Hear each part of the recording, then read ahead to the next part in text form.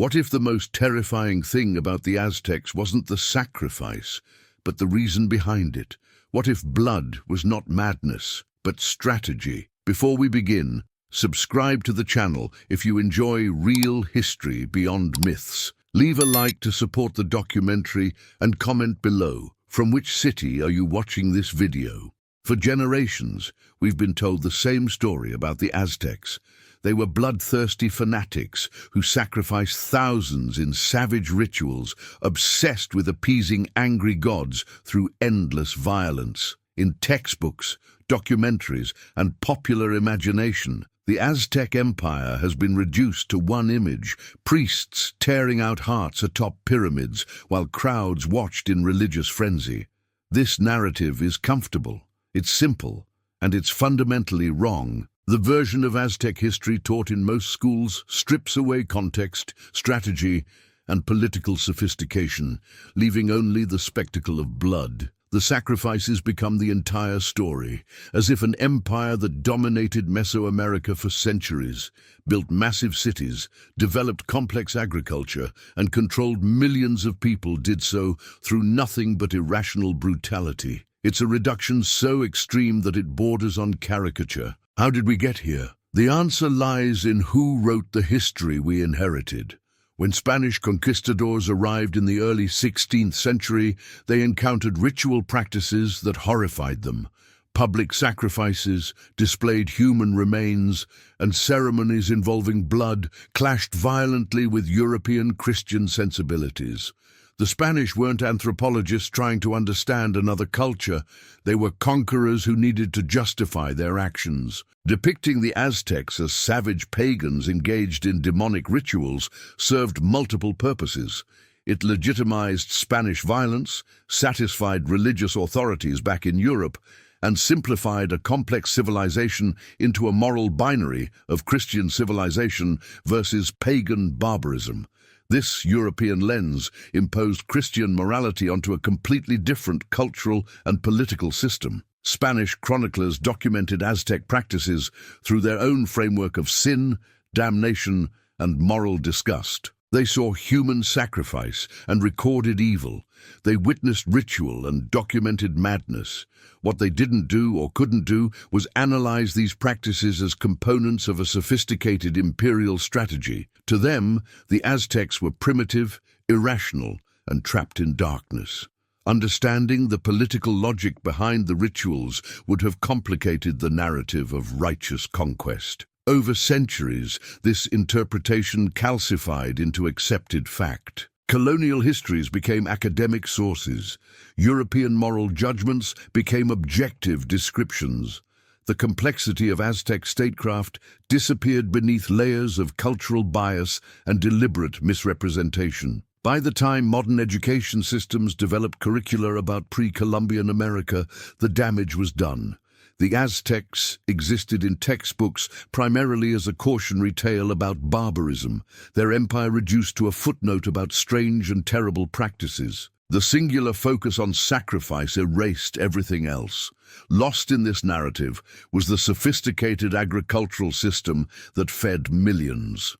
Forgotten was the complex tribute network that sustained the empire without constant military occupation. Ignored were the political alliances, the diplomatic strategies, and the carefully calibrated use of violence as a tool of governance rather than religious compulsion. Students learned about hearts torn from chests, but not about the reasons those rituals happened in public at specific times, witnessed by specific audiences. This erasure served a purpose. Acknowledging the political sophistication behind Aztec practices would force uncomfortable questions. If the sacrifices weren't mindless fanaticism, but calculated displays of power, what does that say about how empires function? If the Aztecs used terror strategically rather than chaotically, how different were they really from other imperial powers throughout history?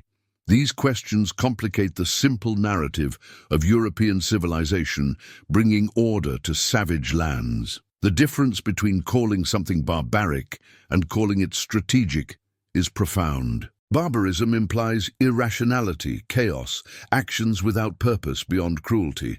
Strategy implies calculation, planning, actions designed to achieve specific political outcomes. When we classify Aztec practices as barbarism, we dismiss them as primitive and inexplicable. When we analyze them as strategy, we must confront the uncomfortable reality that the Aztecs understood power, fear, and control as well as any empire in history. But here's the fundamental problem with our historical judgment. We're analyzing a 15th century Mesoamerican empire using 21st century Western values. We apply modern concepts of human rights, individual dignity, and moral absolutes to a world that operated under entirely different assumptions. It's not that these practices weren't violent, they absolutely were. But violence itself isn't evidence of irrationality. Every empire in history has used violence. The question isn't whether the Aztecs were violent, but whether their violence was random brutality or carefully applied political force. Consider this. The Aztec Empire controlled territory spanning hundreds of miles, incorporated diverse ethnic groups, and maintained stability for over a century. This doesn't happen through chaos. It doesn't happen through irrational fanaticism. Empires require organization, logistics, intelligence, and most critically, systems of control that keep subject populations compliant without requiring armies stationed in every town. The Aztecs accomplished this. The question is how. The great historical lie isn't that the Aztecs performed human sacrifices. That's documented fact.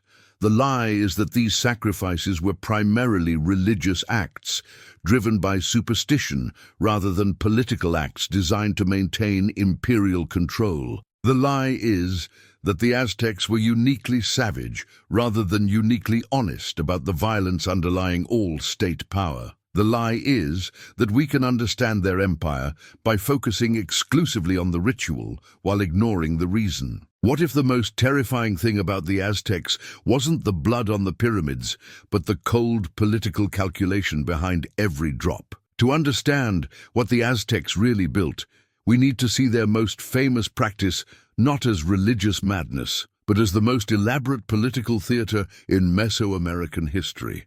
The Templo Mayor in Tenochtitlan wasn't just a religious building, it was a stage.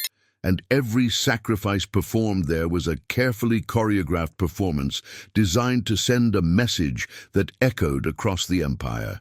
Stand at the base of that massive pyramid and look up. The twin temples at the summit rose over 200 feet into the air, dominating the city's skyline and visible for miles. This wasn't accidental architecture. The Aztecs deliberately built their most important ritual site as the tallest, most prominent structure in their capital. Every sacrifice performed at the top happened in full view of thousands, sometimes tens of thousands, of spectators gathered in the plaza below. This was public spectacle on a scale designed to overwhelm the senses and imprint itself permanently in memory. The location mattered as much as the act itself. Sacrifices didn't happen in hidden chambers or private ceremonies. They occurred in the most public space imaginable, at the literal and symbolic center of Aztec power. The message was clear.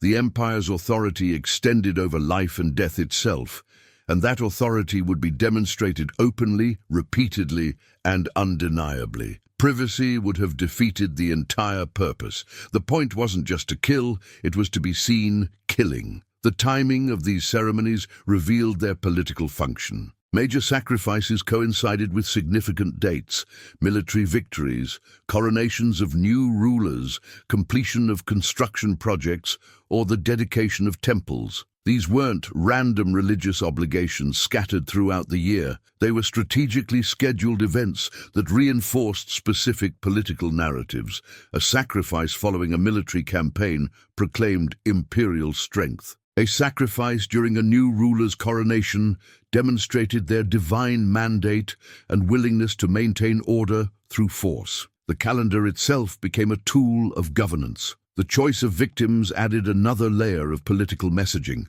Prisoners of war, particularly high-ranking warriors or nobles from rival cities, were preferred targets. Their sacrifice wasn't just about pleasing gods, it was about displaying dominance over enemies. When captives from a rebellious city were brought to Tenochtitlan, paraded through the streets, and sacrificed atop the Templo Mayor, every subject city watching understood the implicit threat. This could be you. Resistance leads here. The presence of specific audiences transformed ritual into diplomacy. The Aztecs deliberately invited representatives from allied and subject cities to witness major ceremonies. These weren't guests, they were required attendees. Ambassadors, nobles, and local rulers traveled to Tenochtitlan specifically to watch the sacrifices.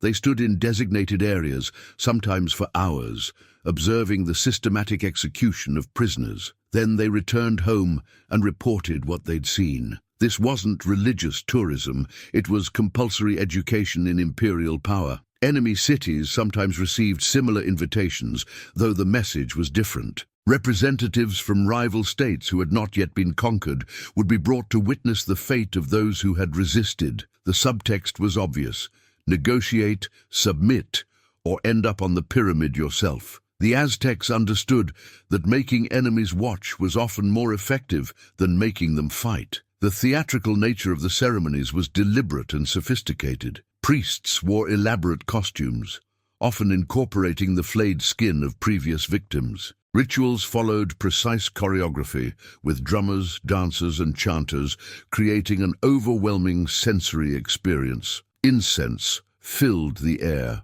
Blood flowed down the pyramid steps in channels specifically designed for drainage, an architectural feature that served no religious purpose but created a powerful visual of imperial dominance literally flowing from the temple. Every element was calibrated for maximum psychological impact. The priests themselves functioned as much as state agents as religious figures.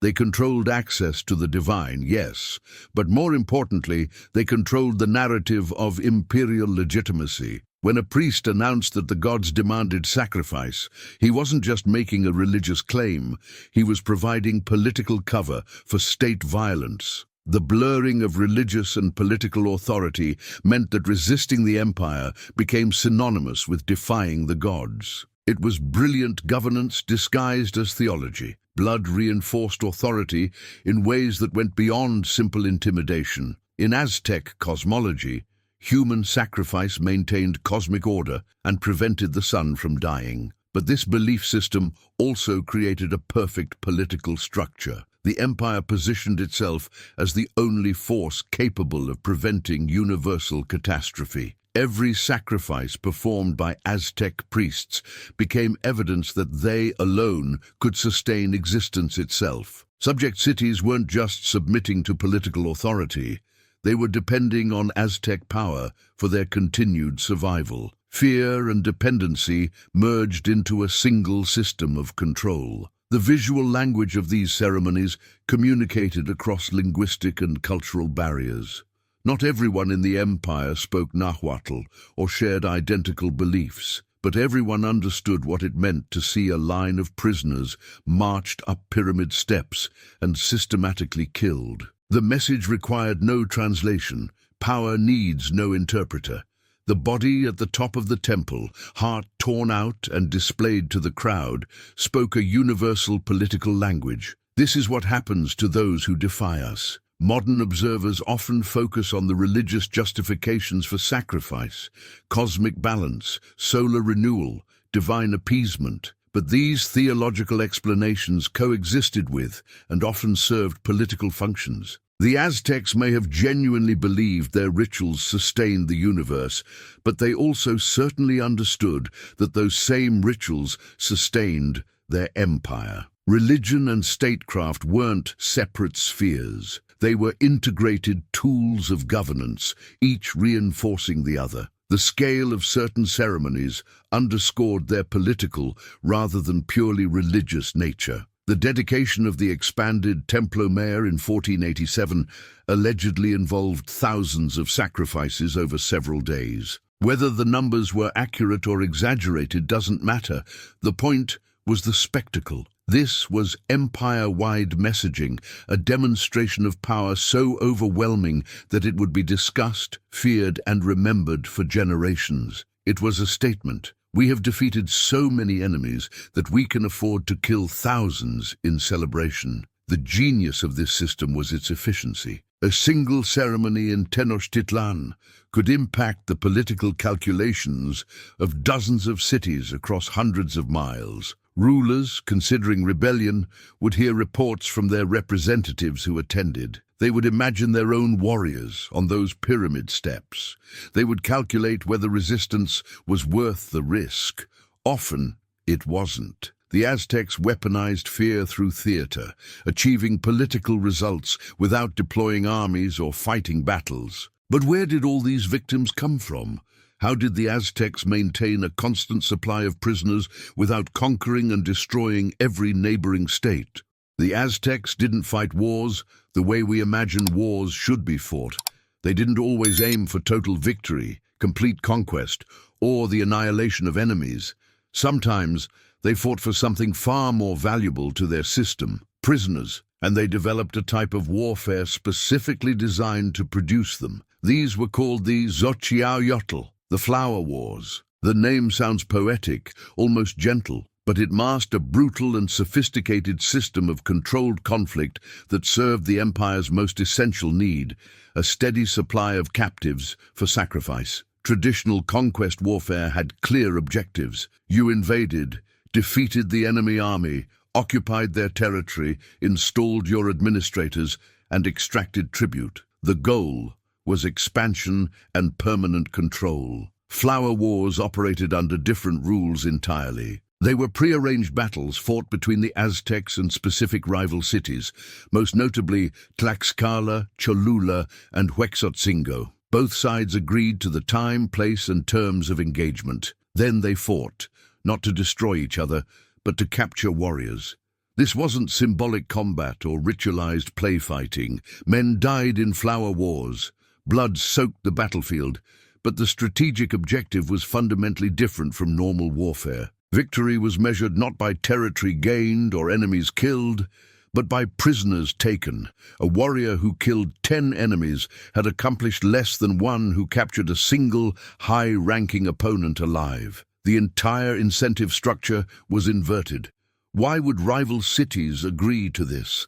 The answer reveals the complexity of Mesoamerican political relationships. For the Aztecs, flower wars provided a renewable resource, human captives, without the costs of constant military campaigns or the risk of destroying productive cities they might later want to dominate. For their opponents, particularly Tlaxcala, participation was a calculated survival strategy. Refusing might provoke full-scale invasion. Participating demonstrated strength, provided combat training for warriors, and maintained a degree of independence and honor within a system they couldn't entirely escape. The economy of capture became central to Aztec military culture. Warriors advanced in social rank not through killing, but through capturing enemies. Taking your first prisoner was a rite of passage. Multiple captures earned distinctive clothing, weapons, and privileges. Elite warrior societies like the Jaguar and Eagle Knights built their entire identity around successful captures. The entire military hierarchy incentivized bringing enemies back alive, creating a prisoner-focused battlefield culture unlike anything in European or Asian warfare. Combat in flower wars followed understood conventions. Warriors carried weapons designed to disable and capture rather than kill outright. The Macuahuitl, the famous Aztec obsidian-bladed club, could certainly kill, but skilled fighters used it to injure and overwhelm opponents for capture. Ropes and restraints were standard battlefield equipment. Tactics emphasized surrounding and subduing rather than simply slashing through enemy lines. This required more skill and coordination than simple butchery, making flower wars valuable training exercises as well as prisoner-gathering operations. Honor in this system was measured by capture, not death. A warrior who brought back a high-status enemy gained prestige, rewards, and social advancement. The captive himself might face death eventually, but in the moment of capture, he provided tangible value to his captor. This created a strange dynamic where enemies were simultaneously trying to kill each other and preserve each other's lives for later use. The battlefield became a marketplace where human beings were the commodity. The cities involved in flower wars became trapped in cycles of controlled conflict. Tlaxcala, in particular, maintained fierce independence from Aztec rule while simultaneously participating in this system. They never fully submitted, but they also never fully rebelled. The regular battles provided them with their own captives for sacrifice.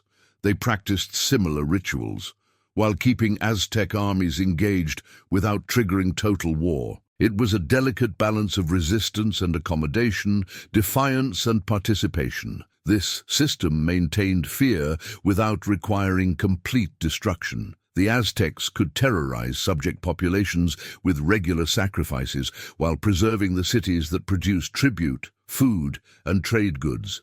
Destroying Tlaxcala would eliminate a major source of prisoners. Keeping it independent but engaged in flower wars provided continuous supply while avoiding the administrative costs of occupation. The Aztecs essentially farmed their enemies, harvesting captives seasonally without depleting the source. From a logistics perspective, flower wars were remarkably efficient. Traditional military campaigns required massive preparation, assembling armies, organizing supply lines, planning sieges, occupying conquered territory, and suppressing resistance. Flower wars required much less infrastructure. Arrange the battle, fight it, bring prisoners home. No occupation forces, no long-term garrisons, no constant suppression of rebellion in newly conquered lands. Just scheduled combat with predictable results. The regularity of these conflicts also served political purposes within Aztec society. Young warriors needed combat experience to advance socially.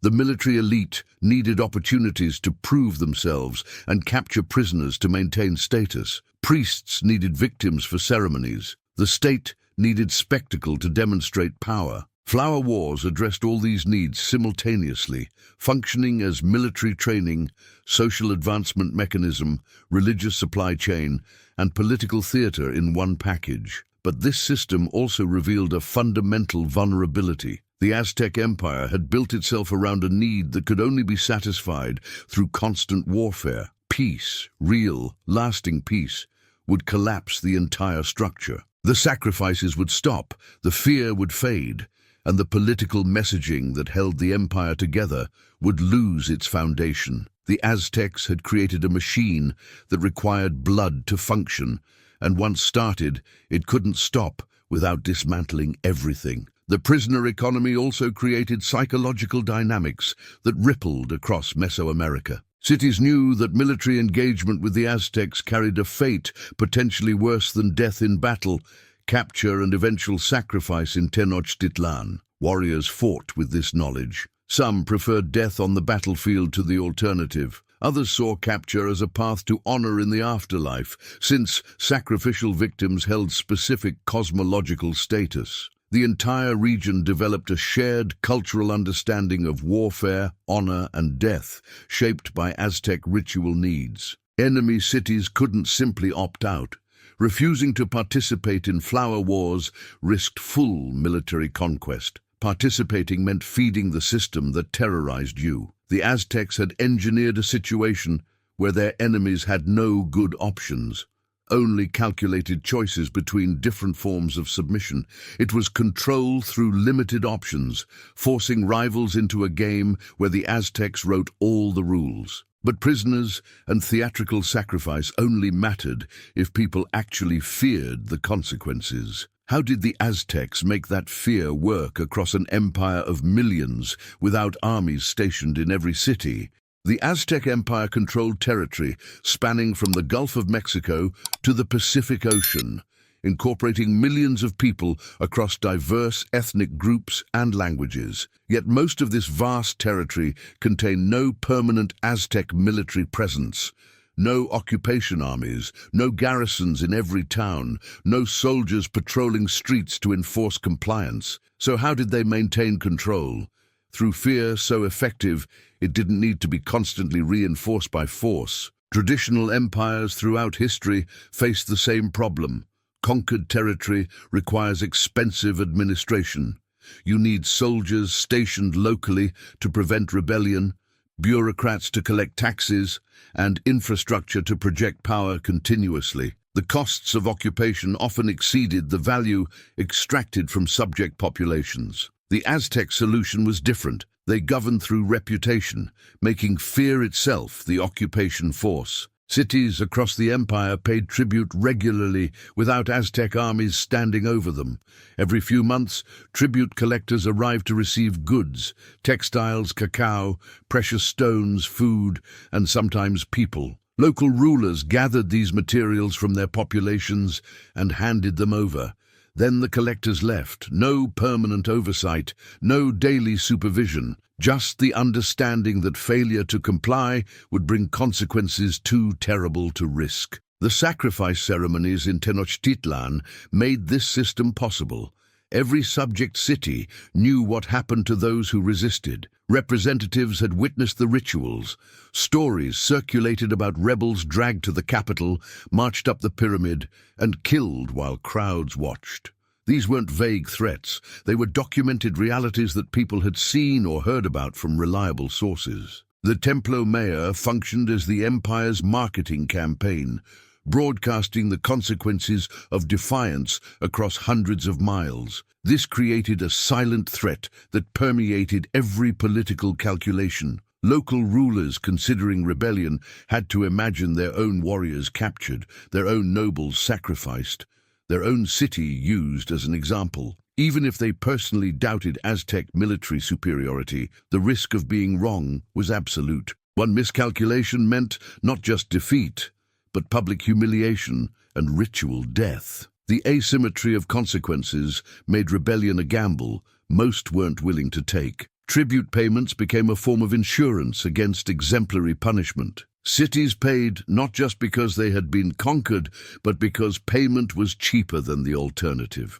The tribute system was expensive and resented, but it was predictable. As long as you delivered what was demanded, Aztec interference remained minimal. Your city could maintain its local governance, cultural practices, and daily life. The cost was material goods and occasional human sacrifice victims, burdensome but survivable. Rebellion, on the other hand, risked total destruction. The genius of this system was how the empire's reputation did most of the work. Stories about Aztec power, brutality, and inevitability traveled faster than armies. When the Aztecs approached a new city for conquest, defenders often heard tales of previous campaigns, cities destroyed, populations enslaved, leaders sacrificed. These stories might be exaggerated, but exaggeration served imperial interests. If enemies believed the Aztecs were invincible and merciless, they surrendered faster, reducing actual military costs. Psychological control at a distance is more sustainable than military occupation. An army costs money every day. It remains in foreign territory. Soldiers need food, payment, and logistics. They breed resentment among occupied populations. They can be ambushed, corrupted, or stretched too thin. Fear, once established, costs nothing to maintain.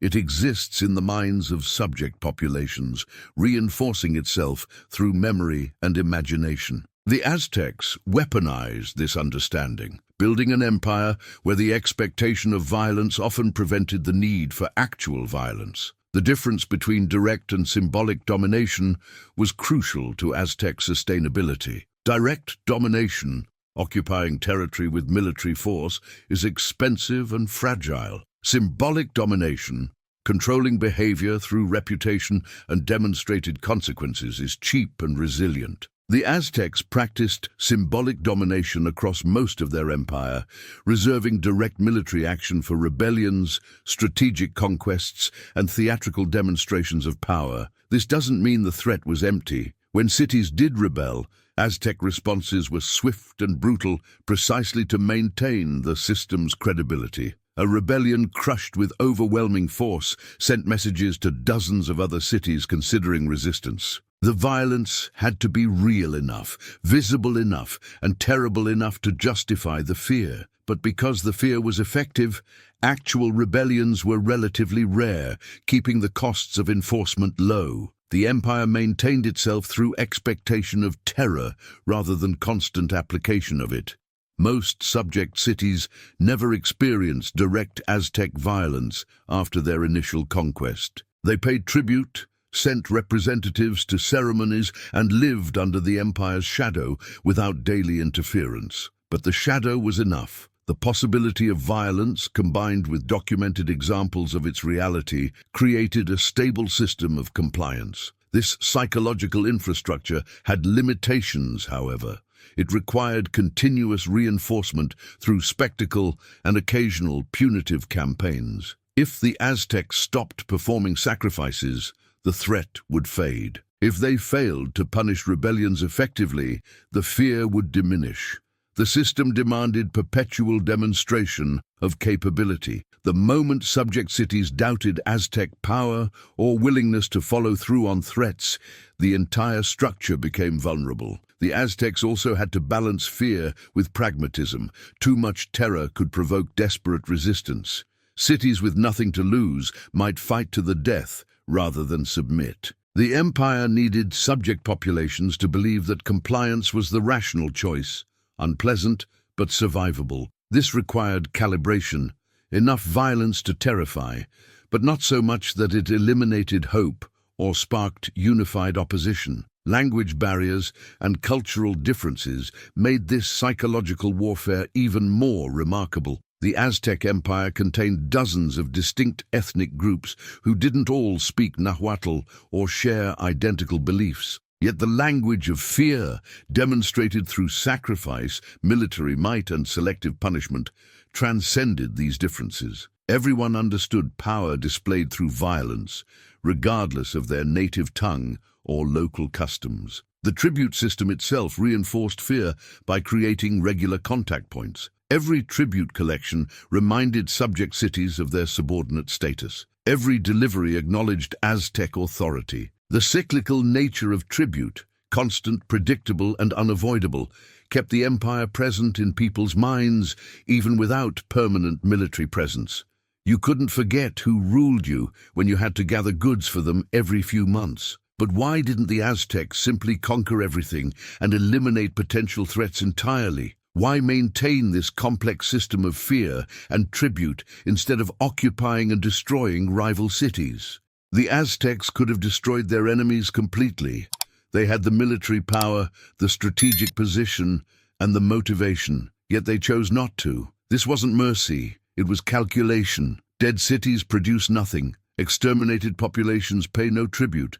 The Aztec Empire wasn't built on genocide, but on sustainable extraction, and that required keeping subject peoples alive, productive, and obedient. Consider the fundamental economics of empire. The Aztecs needed resources to sustain Tenochtitlan, a city of perhaps 200,000 people built on an island in a lake with limited agricultural land. They needed food, textiles, raw materials, luxury goods, and labor. These resources came from tribute paid by conquered cities.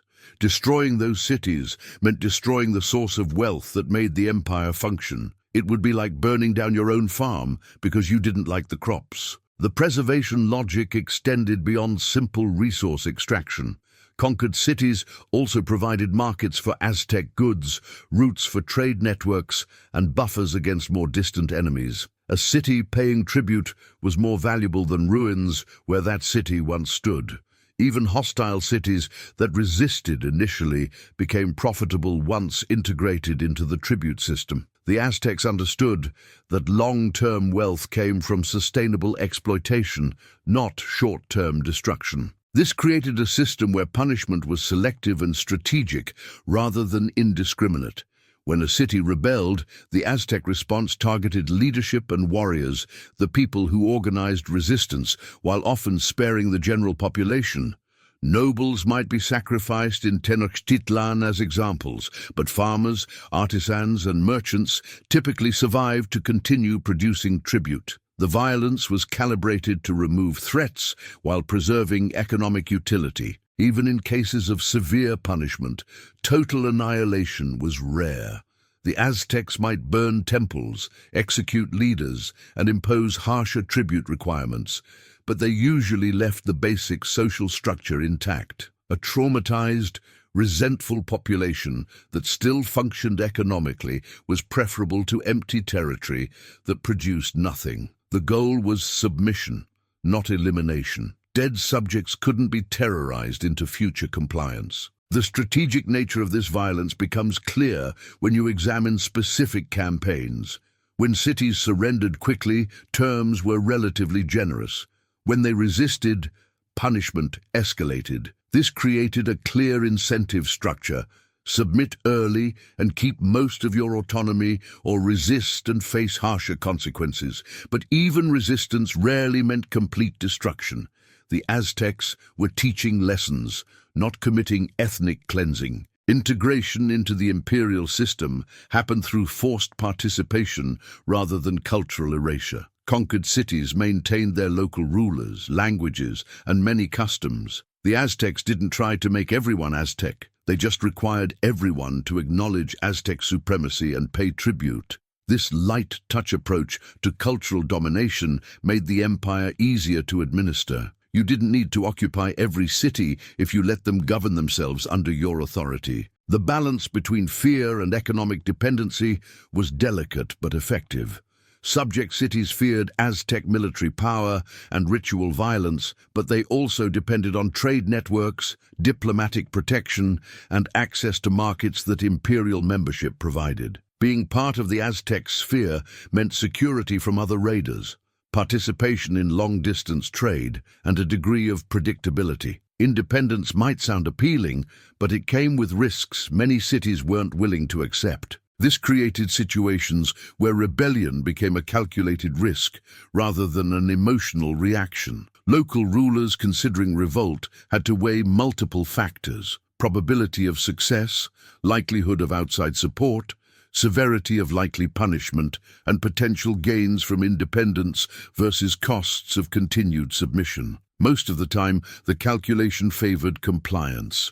The Aztecs had structured their empire so that obedience was the rational choice, even for populations that hated them. The rationality of the system becomes even clearer when you examine what happened when cities did rebel successfully. Independent cities faced attacks from other rival states, lost access to trade networks, and struggled to defend themselves without imperial backing. Some discovered that Aztec domination, however unpleasant, had provided stability they missed after breaking free. This wasn't love for the empire. It was pragmatic recognition that the alternatives were often worse. The Aztecs also understood the principle of collective punishment and collective survival. When one city in a region rebelled, neighboring cities that remained loyal were rewarded with reduced tribute or other benefits. This created peer pressure and competition among subject populations. Staying loyal while your neighbors rebelled could improve your position. This dynamic prevented unified resistance and kept subject cities focused on their individual relationships with the empire rather than coordinating regional opposition. Integration wasn't just about tribute. It involved absorbing conquered elites into Aztec political structures.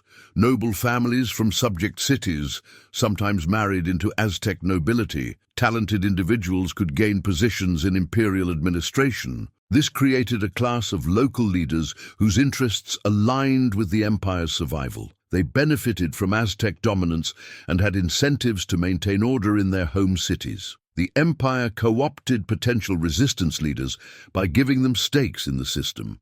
The sophistication of this approach becomes obvious when compared to simpler imperial models. The Spanish, for example, often did pursue total destruction of indigenous political structures, replacing them entirely with colonial administration. This required massive military presence, constant suppression of resistance, and expensive bureaucratic systems. The Aztecs achieved control with a fraction of that investment by preserving existing structures and governing through them. Violence remained essential to the system, but it was violence with a purpose. Every punishment sent messages designed to shape future behavior. Every sacrifice demonstrated consequences that discouraged rebellion elsewhere. The Aztecs weren't randomly cruel. They were systematically cruel in ways that served strategic objectives. The blood was real, but the reason behind it was calculated. This rationality made the empire more stable than pure terror regimes. Subjects knew what was expected, understood the consequences of defiance, and could survive by following the rules. The system was oppressive but comprehensible. There was no confusion about what the Aztecs wanted or what would happen if you refused to provide it. Clarity itself became a form of control. The empire's longevity proved the effectiveness of this model. The Aztecs dominated central Mexico for over a century, using these methods, a significant achievement in a region characterized by constant warfare and shifting alliances. Their system worked because it was sustainable. They took enough to enrich themselves without destroying the productive capacity of subject populations. But sustainability required continuous compliance. What made cities keep obeying year after year, generation after generation, even when they outnumbered their Aztec overlords and theoretically could have overthrown the system? Submission wasn't loyalty, it was survival. And for most cities under Aztec control, survival meant making a choice between terrible options and selecting the one least likely to destroy them completely. The real cost of resisting the Aztecs went far beyond military defeat.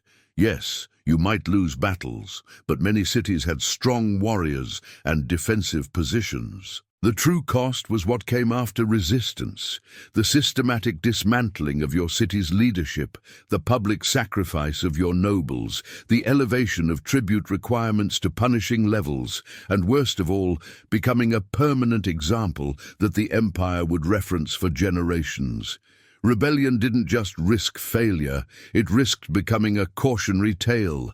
Cities that rebelled and lost faced predictable consequences, and that predictability was itself a form of terror. The Aztecs didn't improvise punishments. They followed patterns, capture leadership, execute them publicly in Tenochtitlan, install collaborators as new rulers, increase tribute demands, and station observers to monitor compliance. Everyone knew this sequence. It had happened before. It would happen again. The certainty of punishment eliminated the hope that maybe, somehow, you'd be treated differently. Obedience became a calculated survival strategy for local rulers. Imagine being the lord of a subject city. You hate paying tribute. Your people resent Aztec demands.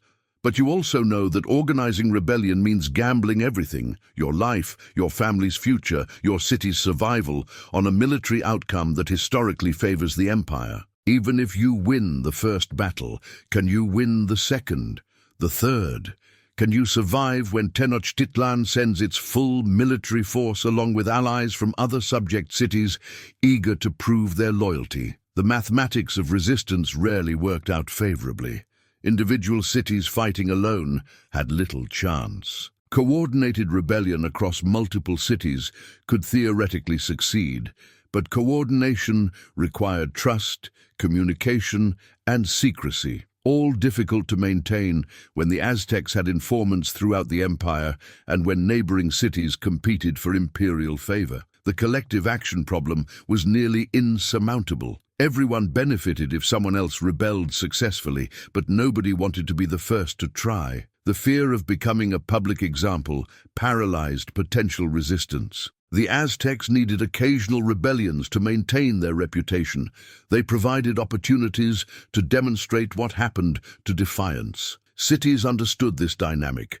Rebelling might not just destroy you, it might turn your destruction into imperial propaganda that strengthened the very system you fought against. Your sacrifice would make other cities more obedient, not less. The futility of it discouraged action. Tribute, however burdensome, presented itself as an alternative to the pyramid. Cities could frame compliance as successfully avoiding the worst outcome. Yes, you paid goods and occasionally provided captives for sacrifice, But those captives were often criminals, war prisoners from local conflicts, or volunteers seeking religious honor. You weren't feeding your entire population to Tenochtitlan, you were making strategic payments that kept Aztec armies away and your city functioning. It was exploitation, certainly, but survivable exploitation. This created a psychological trap. Cities became invested in the system that oppressed them because they'd already paid so much into it. Decades of tribute payments represented enormous accumulated costs. Rebelling meant potentially losing everything you'd paid without gaining freedom. If you failed, you'd have paid tribute and suffered destruction. The sunk cost fallacy worked in the Aztecs' favor. The longer cities complied, the harder it became to justify the risk of changing course. There was no easy exit from this system. Complete isolation wasn't feasible. Mesoamerican cities depended on trade networks that the Aztecs controlled or influenced. Military victory without outside allies was improbable. Diplomatic alternatives didn't exist. The Aztecs didn't negotiate with subject cities as equals. You could comply or you could rebel and likely be destroyed. The absence of middle ground options channeled dissatisfaction into resignation rather than action. The system created an illusion of stability that made compliance psychologically easier. Tribute schedules were predictable. You knew what was expected and when. If you delivered, Aztec interference in daily life remained minimal.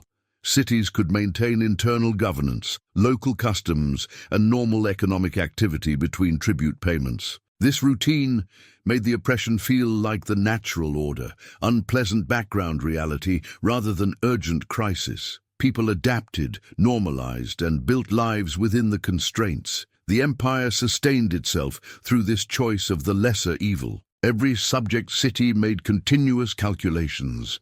Is this tribute demand worse than the risk of rebellion? Is this sacrifice quota more terrible than potential conquest? Is this year of submission more unbearable than what happened to the last city that revolted? Almost always, the answer favored compliance. The Aztecs had engineered a situation where their continued dominance was the logical outcome of rational self-interest among subject populations. Local elites had additional incentives for maintaining the status quo. Leaders who cooperated with the Aztecs often retained power, wealth, and privileges. They could blame the empire for unpopular policies while benefiting from the trade networks and stability that imperial membership provided.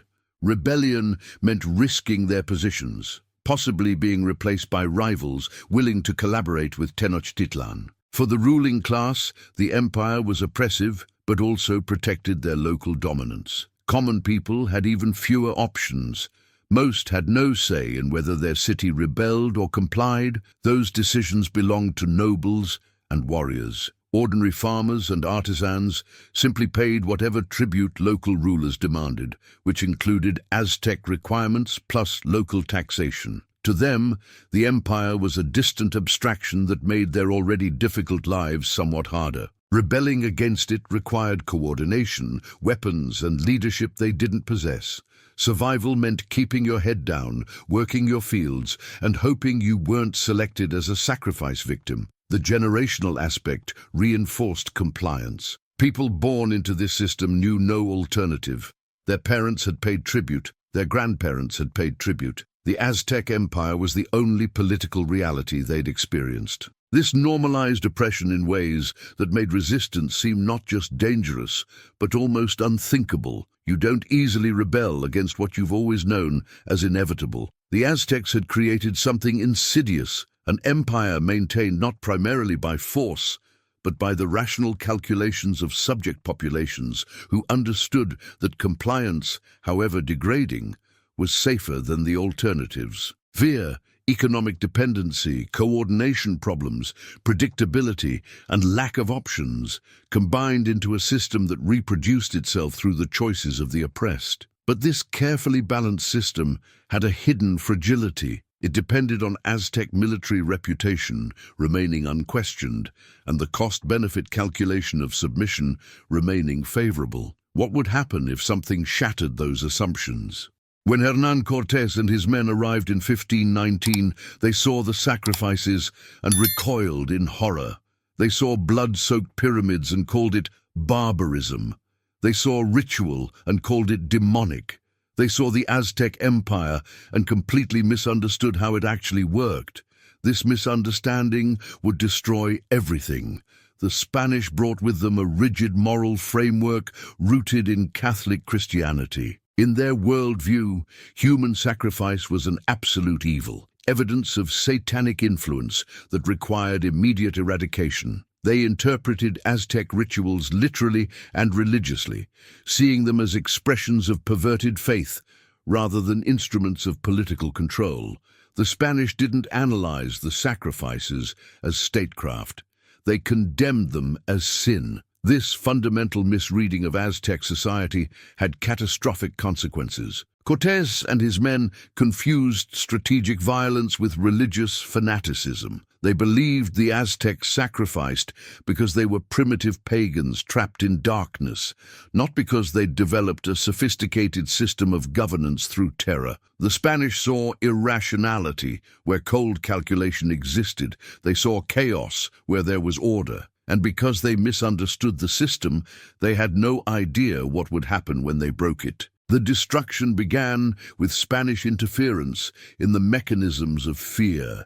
When Cortés prevented sacrifices or disrupted ceremonies, he thought he was saving souls and demonstrating Christian superiority. What he actually did was undermine the entire psychological infrastructure that held the empire together.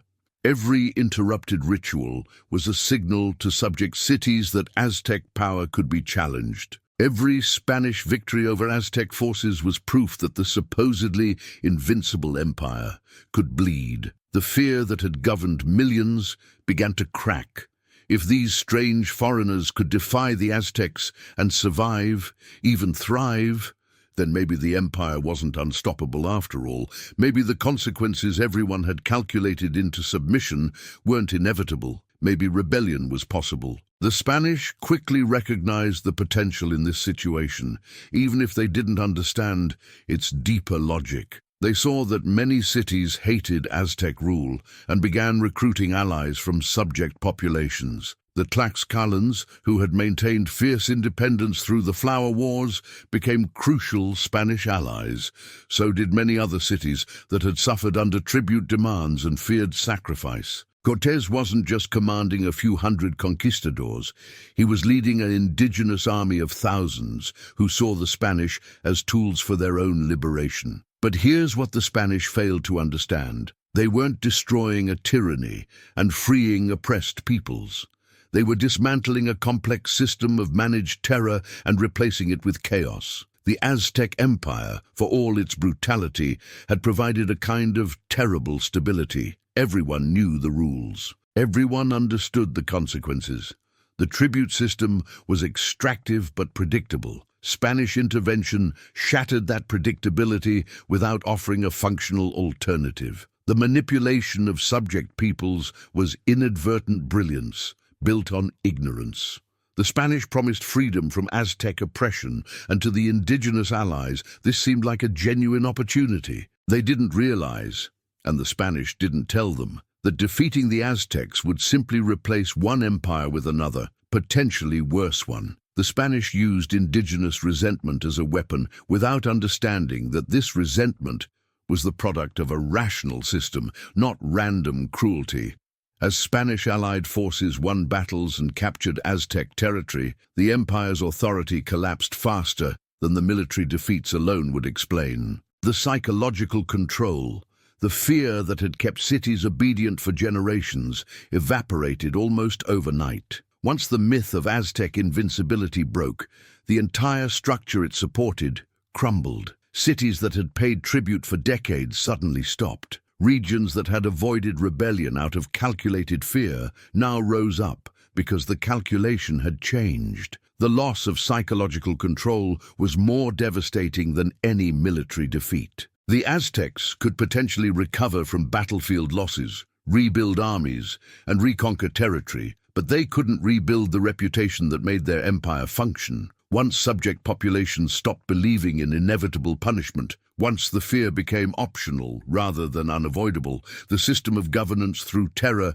became inoperative. The collapse happened from the inside out. Tenochtitlan itself remained militarily formidable, but the empire surrounding it dissolved. Tribute stopped flowing. Allied cities switched sides.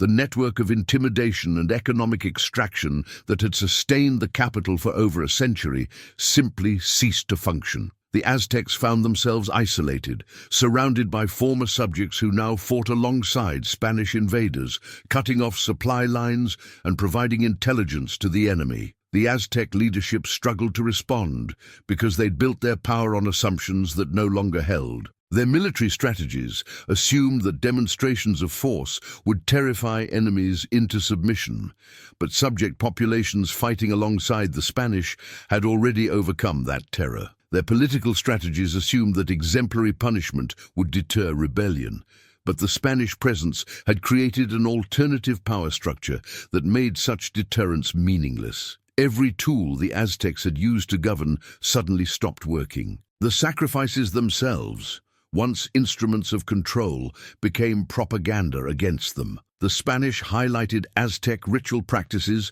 to justify their conquest, framing the invasion as righteous salvation rather than colonial exploitation. Indigenous allies used their resentment of sacrifice and tribute to rationalize fighting alongside foreigners against their own people. The very mechanism that had maintained the empire became the emotional fuel for its destruction. When terror stops functioning as a governance tool, it becomes just meaningless violence.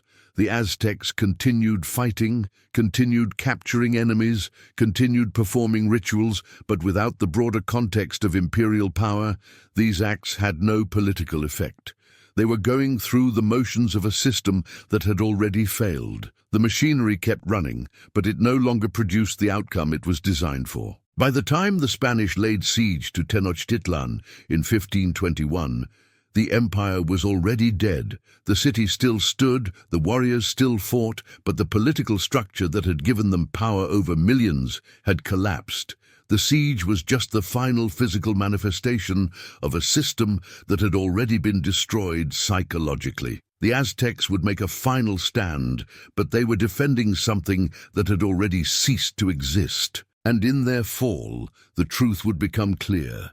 Their empire hadn't been sustained by military might or religious fervor, but by a belief system that, once shattered, could never be rebuilt. The Aztec Empire didn't fall in a single battle.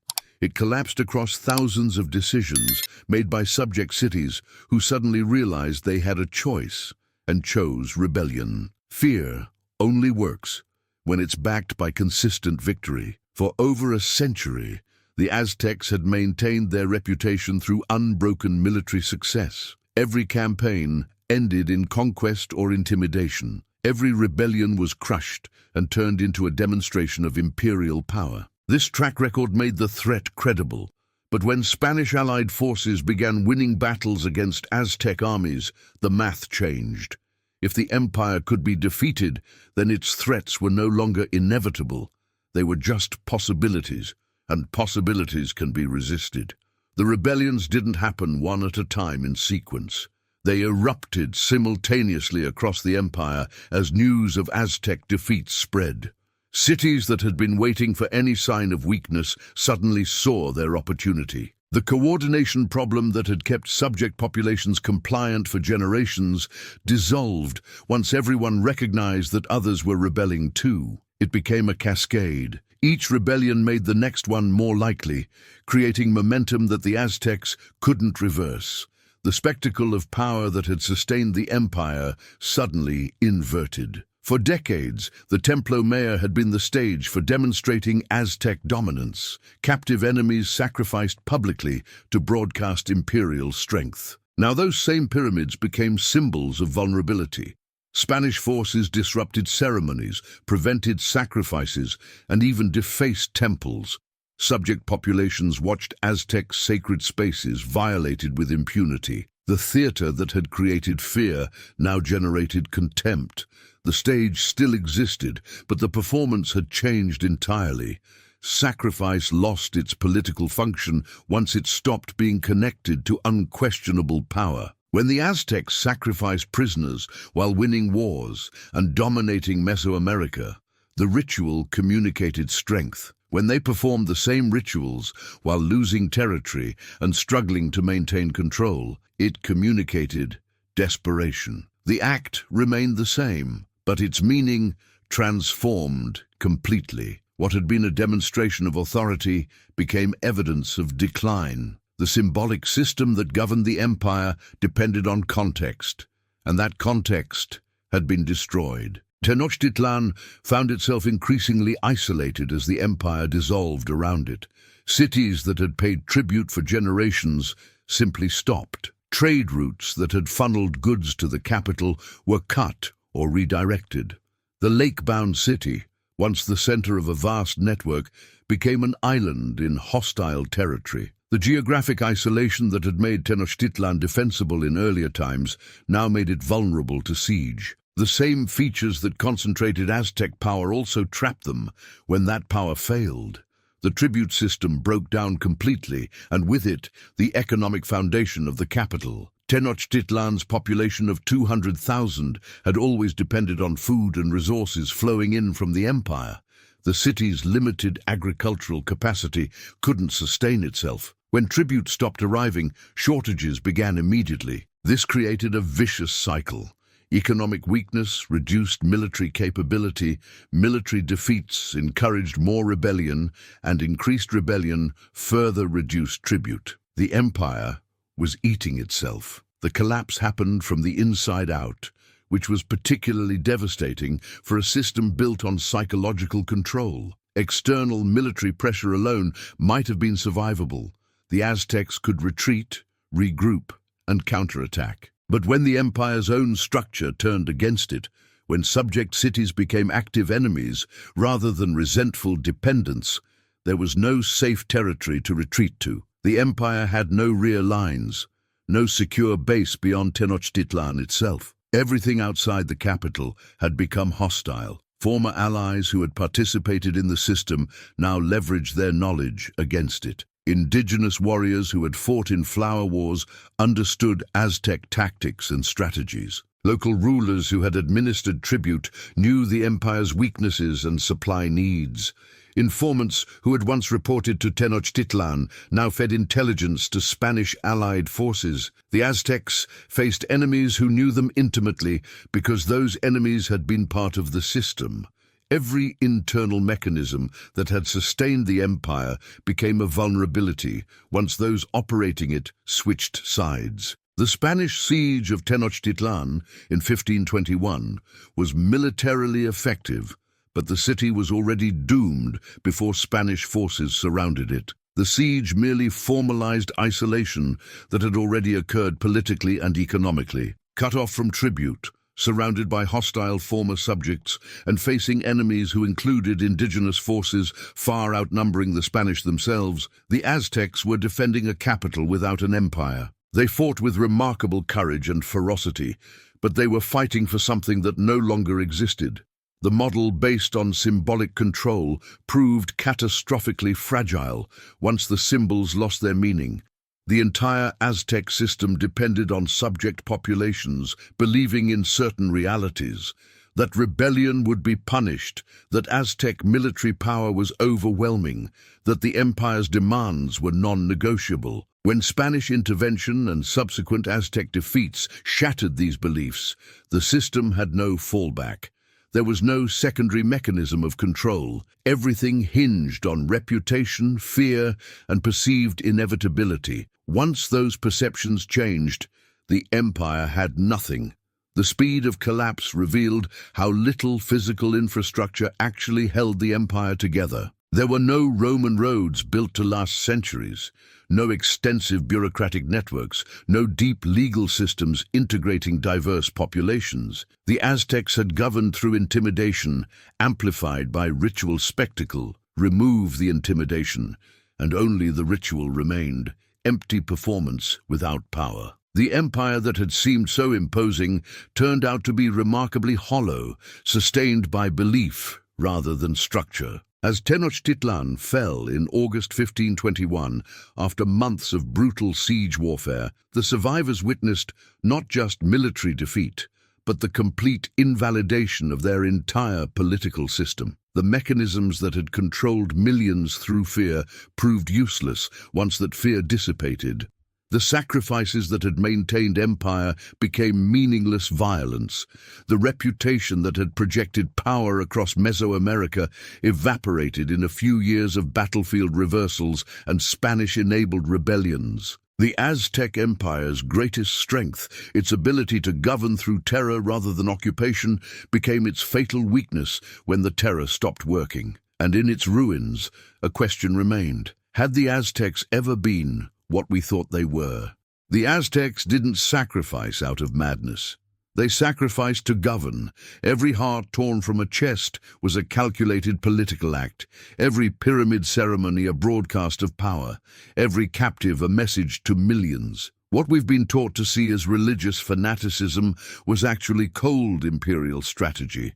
Terror refined into administration. Fear weaponized into stability. The empire didn't fall because it was brutal. It fell because the fear stopped working. When Spanish intervention shattered the reputation that held everything together, the entire system collapsed almost overnight. Subject cities rebelled not because they suddenly found courage, but because the cost-benefit calculation changed. The Aztecs had built an empire on psychological control, and once that control broke, there was nothing underneath. No deep infrastructure, no integrated administration, no loyalty, just fear. And fear without force is just noise. History didn't destroy the Aztecs. Misunderstanding did. The Spanish saw barbarity where strategy existed, saw chaos where there was order. They broke a system they never comprehended, replacing managed terror with actual chaos. The greatest irony is that in destroying the Aztecs for their brutality, the Spanish unleashed something far worse. Sometimes the greatest empires fall not when they lose strength, but when their lies stop working. The Aztecs' lie was simple: resist us and die. For a century everyone believed it. Then suddenly they didn't, and an empire vanished. If this changed how you see the Aztecs, hit subscribe and leave a like. Comment below, what historical truth should we question next? Because the real history is always more complex and more terrifying than the myths we've been told.